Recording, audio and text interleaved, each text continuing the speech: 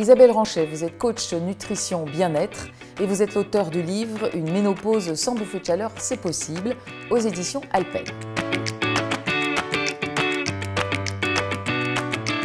Une ménopause sans bouffée de chaleur, ça serait vraiment le rêve, mais au fait, d'où viennent-elles? Les bouffées de chaleur sont soudaines. Certaines femmes y échappent. 20% environ des femmes qui prennent un traitement hormonal ont quand même des bouffées de chaleur. Elles sont multifactorielles. Elles sont essentiellement liées à la baisse d'œstrogène à la ménopause. Ce sont des hormones qui interviennent notamment dans la régulation de la température corporelle. Mais, et c'est ma théorie, je pense qu'elles sont également liées à un facteur extérieur, stressant, inconscient, qui génère une décharge d'adrénaline dans le corps qui augmente immédiatement la température corporelle. Quand on sue et nocturne, elle serait due à des émotions intériorisées durant la journée qui ressurgissent pendant la nuit. Alors quand elle survient, cette bouffée de chaleur, qu'est-ce qu'il y a comme solution express? Alors c'est ce que je préconise dans mon livre, un petit exercice en 3 étapes, tout simple, qui consiste à détecter, dès qu'on a la bouffée de chaleur, ce qui s'est passé dans les secondes qui l'ont précédée.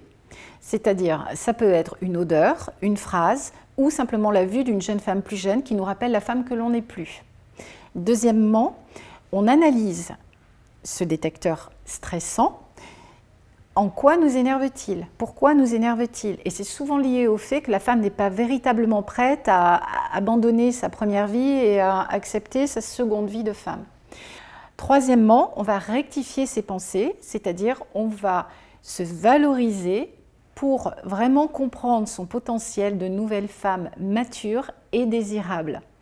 Dès lors qu'il y a accord avec soi-même, le conflit entre l'inconscient et le conscient disparaît et les bouffées de chaleur également. Et enfin, quels sont les autres traitements possibles pour se débarrasser à long terme des bouffées de chaleur?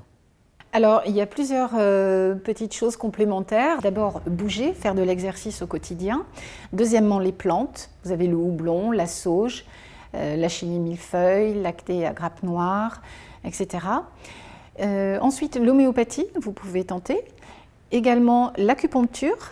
Et puis, on parle aussi de l'EFT, c'est-à-dire l'Emotional Freedom Technique, qui consiste à tapoter avec 2 doigts sur des méridiens à certains points du corps en prononçant une phrase libératrice.